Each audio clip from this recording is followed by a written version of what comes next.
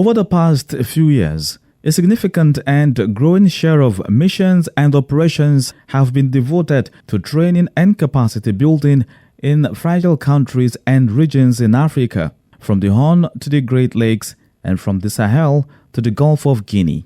The operations against the growing spread of terrorists in the Sahel region of West Africa to the coastal states have also been made possible through the use and import of military hardware and counterpart financing.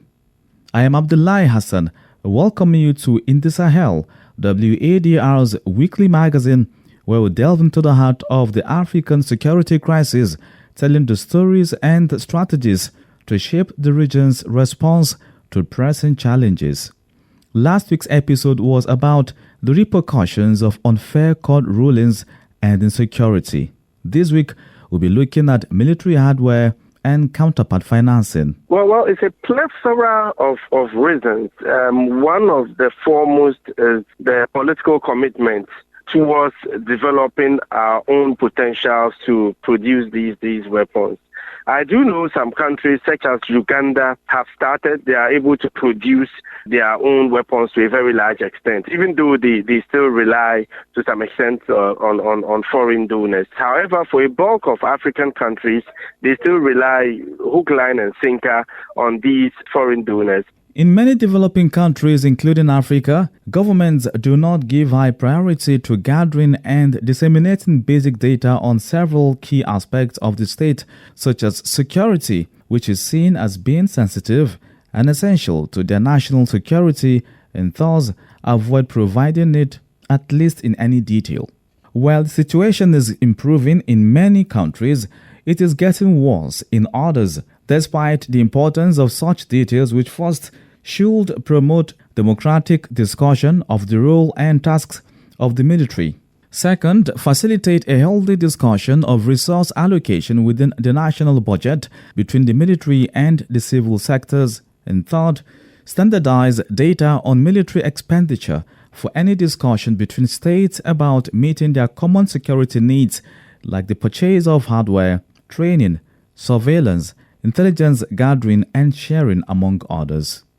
Across the Sahel belt, Mali and Burkina Faso have lately spent millions of dollars in the purchase of equipment, while equally receiving international and regional support to aid their fight against insurgents. Captain Ibrahim Traore, the interim president of Faso, months ago took delivery of Turkish drones for area surveillance of areas occupied by terrorists. Away from the Sahel, the federal government of Nigeria, after spending $78 million in 2023 alone for the acquisition of military equipment, this week signed a memorandum of understanding with a state-owned arms manufacturing company through the Defense Ministry for its needs. But will this reduce the country's reliance on imports? WADR's Usman Umar in Abuja reports. The Memorandum of Understanding between the Ministry of Defense, Defense Industries Corporation of Nigeria, DICOM, with the National Agency for Science and Engineering Infrastructure on the establishment of arms and ammunition production factory is aimed at reducing over-reliance on imports of military hardware and equipment, an objective that past administrations have struggled to achieve since the insurgency began in the northeastern region a decade ago. However, the current regime, faced with serious economic challenges and layers of insecurity, is seeking means to improve the economy, including reducing heavy reliance on foreign hardware.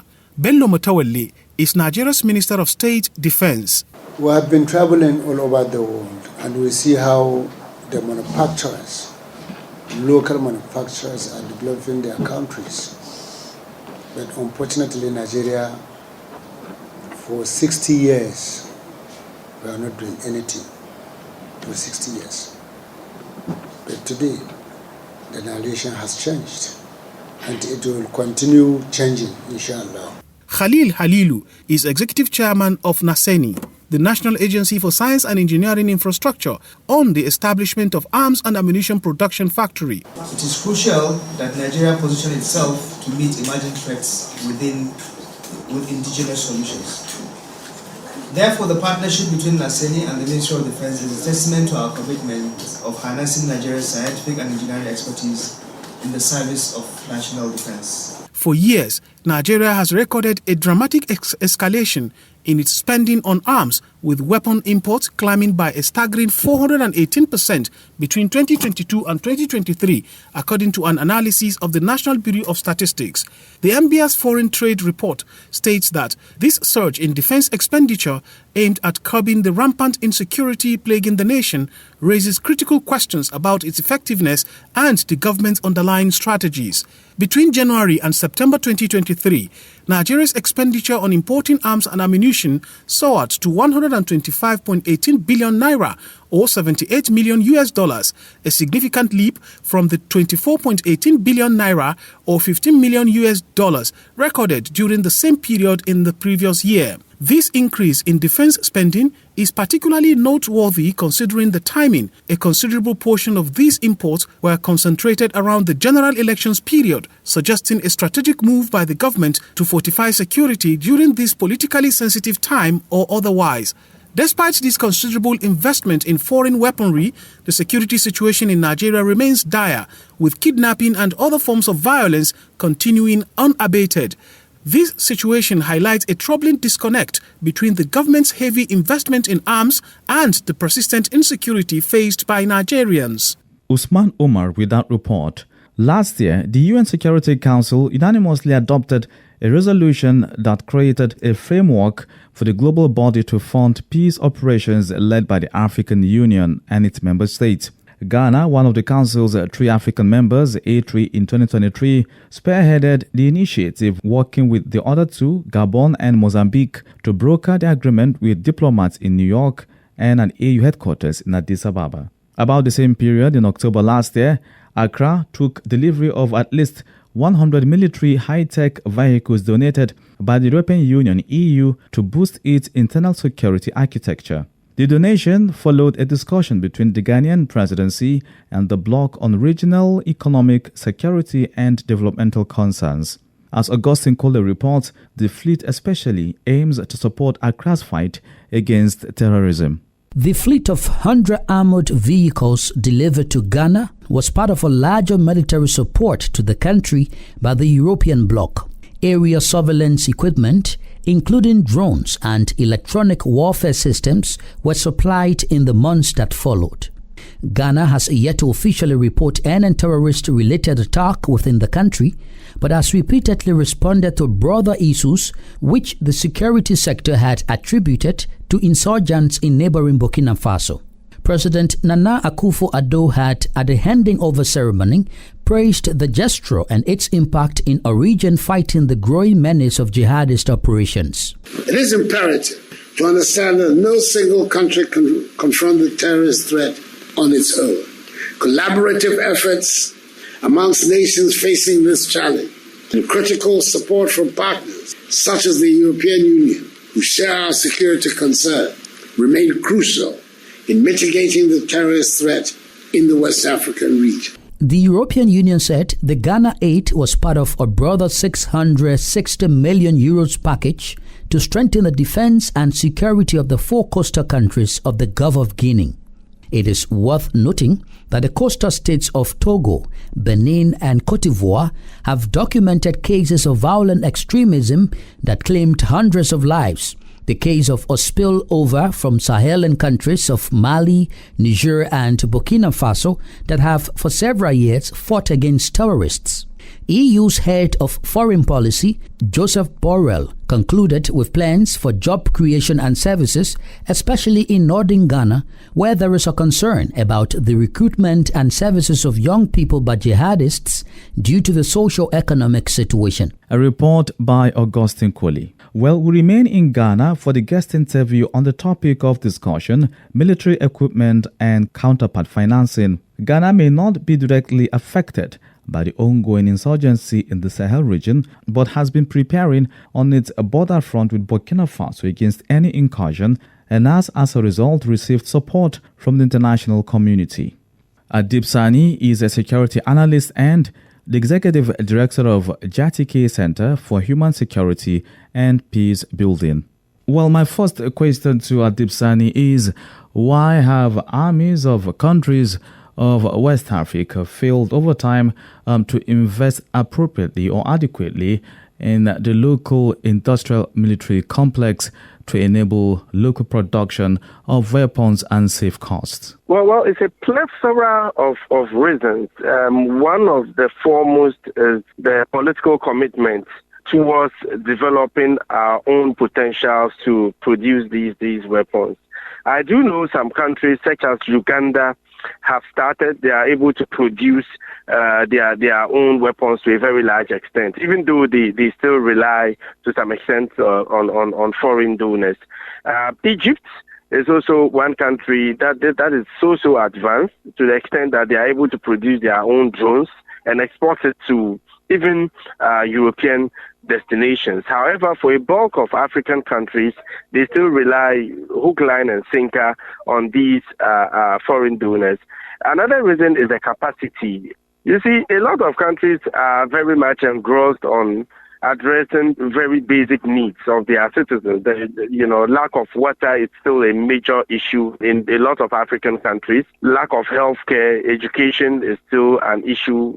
There's food insecurity, and so many other issues that affect their daily lives. Hence, the focus on addressing these bread and butter issues. That is why we haven't really seen so much commitment towards developing our own arms space. For a lot of countries like Ghana, Benin, Nigeria, and some other countries, we have artisanal manufacturers who are able to use local resources to produce these weapons, but they are not as sophisticated as required to be able to reverse the security threats they face. We do know that terrorist groups such as Jenim and their affiliates, Al-Qaeda and also their affiliates, use very sophisticated weapons. And if you are going to rely on local production, I don't think it would be enough in terms of sophistication to address these threats. Like you said earlier, the lack of political will. Otherwise, I think even with the local materials we have or the local factories, defense factories, these countries that you've mentioned should have been able to do enough to take care of this sophisticated weaponry. I mean, for instance, we know that some of these companies across the world really have Africans from these countries, Nigeria, Ghana, Senegal, as you've mentioned, leading strategic departments in manufacturing and inventions. You see, it is much more sophisticated or complex than we think. For example, not too long ago, there was a series of bank robberies, just like we had it in South Africa, cash in transit. In Ghana, police officers have been killed as a result. Civilians have also been adversely affected by the spate of robberies. Then the banks decided that they would import bulletproof vans to be able to move money from one place to another.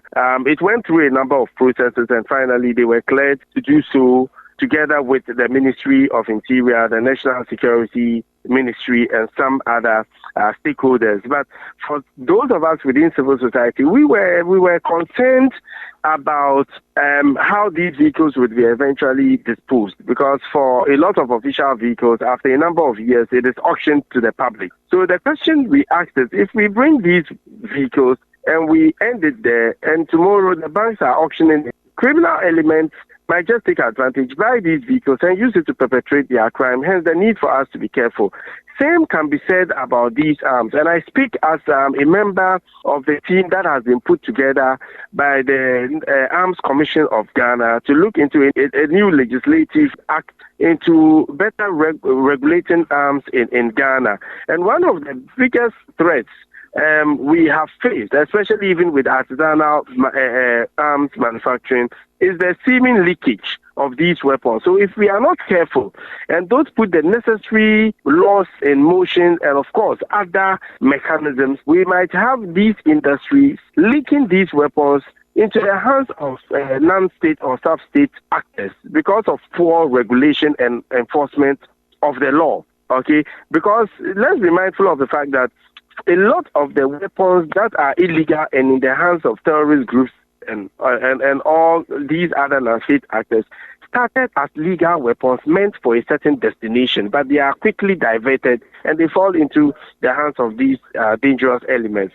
You were talking about regulations, and I wanted to give one example of Nigeria. There were several complaints filed against Nigeria regarding right violations in its fight against terrorists in the northeastern region, America put on hold sales of about a dozen Tucano fighter jets to the country. Meanwhile, Nigerian military needed those fighter jets to better combat, fight, or tackle the growing insurgents in the northeast. And so these are some of the issues that you have. While there is tight regulation, but then countries in terms of need, desperate need, don't have this equipment come to them. What then happens? So if you look to the west and you are not making any progress, you conveniently look to the east. You get me? So that shouldn't be a problem at all. And I know this issue has come up before. I was recently at a West Africa security conference in Accra, and the Nigerian representative spoke about the same issue. The fact that they need the military hardware to counter the threat, yet they are not getting it because of sanctions and all that. But I think Nigeria also has to do its own work well, because we've had several reported cases of diversions. We've also had reported cases of gross violations of human rights. Planes have dropped bombs on innocent people, killing hundreds in the past, even wedded into caution. And hopefully we'll be able to get these military hardware in. But nonetheless, would you say it's better if countries begin to work to develop their defense manufacturing sector? Absolutely. Something needs to be done. But for me, I don't know whether because I'm a human security expert, I think rather what countries need to do is to create jobs for young people, is to address those underlying socio-economic and geopolitical deficits in their societies that is creating these insecurities we are very much accustomed to hearing on news headlines. Still, many Africans are below the poverty line. Nigeria, after India, has the highest number of people living below the poverty line. At the same time, it has the highest number of richest people in Africa. There's so much corruption. People don't have access to basic necessities of life. And you see, if you look closely, you would realize that those are the main causes.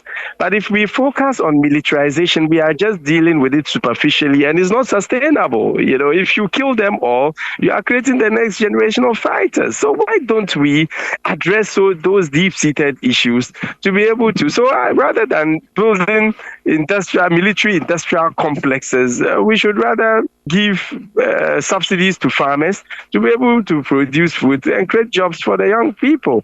In Ghana, for example, according to the Ghana Statistical Service, in its recent survey that was released to the public, about 2 million of Ghanaians are idle, no education, no job, no nothing. Okay, so what do you expect these people to do? They become easy, targets to these, terrorists who are looking for people to recruit. And even if you look at the successes we have gained or chalked over the last 10 years in fighting terrorism, we've not really made any significant or remarkable achievements. Because in 2015, the number of spaces they controlled is not as today. Today, they control over half of the landmass of Burkina Faso. Meanwhile, we have approached them militarily. We've had all the support, the provision of Huskies, of Humvees, and fighter jets by the West, of drones, yet they are chalking successes. And the height of incompetence is doing the same thing over and over again, expecting a different outcome. So, if we are tackling it from the military perspective, trust me, we are not going to make any headway, because there's no military solution to any security issue in any part of the world. Terrorists today in the Sahel region are moving towards coastal states, and Ghana is one very country that borders Burkina Faso and has seen pockets of these incidents of violence.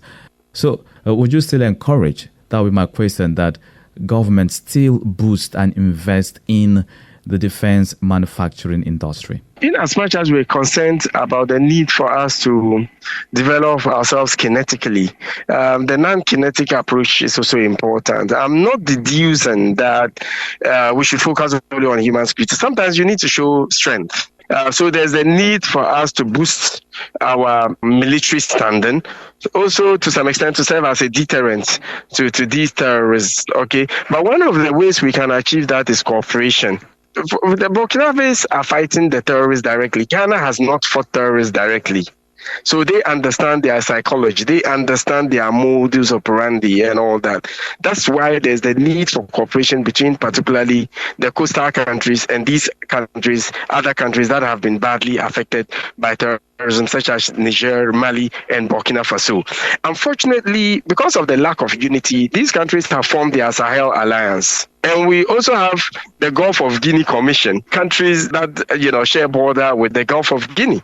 I mean, in the past, we had MINUSMA, we had Takuba, we had some other splintered groups. Now we have also Accra Initiative and all that. So the disjointed nature of our effort is not helping. There's no cohesion, there's no synergy. So we need to come together, have a single strategy, even though the issues change from one country to another, and work towards countering it in a collective manner. But if everybody is doing his own thing, you don't see any progress. And it is also very important that we become brothers and sisters again. The division is playing to the advantage of the terrorists. Okay, and so we need to work towards, enhancing our relationships. So ECOWAS would have to reach out to the Malians, Burkinabes, and the Nigerians if really we are committed to fighting the threat. Okay, and finally, counterpart financing. We see US, France, Germany, Sweden, Russia. Each time there is a roundtable to talk about insecurity or terrorism in Africa or sub-Saharan Africa, these countries come forward and make donations to help us fight better. Do you think this is of an advantage to these countries, or it comes at a cost? All these countries have interests. Some are into the extractive industry, some are mining, some are into the oil and gas, some have other business things they do. So it is in their interest to ensure that terrorists don't, take over. So I see it more as partnership rather than philanthropy, even though they are not obliged to, but they would also be badly or adversely affected by these threats. So I'm hoping that going forward, there will be deeper partnership between Ghana and these countries, and of course other West African countries and their Western partners, and collectively we'll be able to fight the threat. I mean, they have the sophisticated materials, they have the drones that can fly hundreds of feet in the air and be able to locate a terrorist base. They have the intelligence and all that. So we really need them in as much as they need us also. So I hope I'm not missing one key area: training and capacity building. We need training, and I've seen a lot of that happening. We've had a number of our security officers going abroad to train. In some cases, the Western backers come to town and train them, but I don't think it's enough. I mean, we need more of it, and it has to be supported with the necessary equipment. It might not be necessarily military hardware, but it can be the software component to doing all this as well. That has been my guest, Adib Sani, a security analyst and executive director of Jatike Center for Human Security and Peace Building, Accra, Ghana. And in rounding up, the United Nations said 2 Daesh affiliates in West Africa and the Sahel region have expanded and consolidated their areas of operations. Briefing the UN Security Council, Vladimir Voronkov, on the Secretary General at the United Nations Office of Counterterrorism, warned that should these groups extend their influence in northern littoral states, a vast territory stretching from Mali to northern Nigeria could fall under their effective control. According to him, the terrorism landscape in the region remains challenging and complex as groups continue to inflict high casualties, undermining regional stability. As we approach the International Day of Remembrance of and Tribute to the Victims of Terrorism on 21st August, I would like to express my condolences to member states that have been affected by acts of terrorism and my sympathy to the victims and their families. Unfortunately, the situation in parts of Africa has not improved since my last briefing. The terrorism landscape in West Africa and the Sahel remains challenging and complex. Terrorist groups continue to expand in the Sahel and inflict high casualties, undermining regional stability. 2 of the Daesh affiliates in the region, the Islamic State West Africa province and the Islamic State in the Greater Sahel have expanded and consolidated their areas of operations. Should these groups extend their influence in northern littoral states, a vast territory stretching from Mali to northern Nigeria could fall under their effective control. To eradicate the terrorist threat, we need inclusive multilateral responses that are firmly grounded on political strategies compliant with international law, also informed by all of society and all of government approaches. Vladimir Voronkov, the Undersecretary General at the United Nations Office of Counterterrorism. This is a wrap-up of this episode of In the Sahel, WADR's security program aiming to tell the African security crisis the African way. Thank you for listening, and many thanks to my guests and colleagues for their contributions. Join this frequency, 94.9 FM, West Africa Democracy Radio, every Friday at 7:30 a.m. and the same day at 6:30 p.m. for the rebroadcast. Also, join the discussion on our social media platforms, X, Instagram at WADR News, and on Facebook, WADR English Service. You can also stream live on WADR.org or still log on to the website to listen to this and previous episodes of the program. I am Abdullahi Hassan. Bye for now.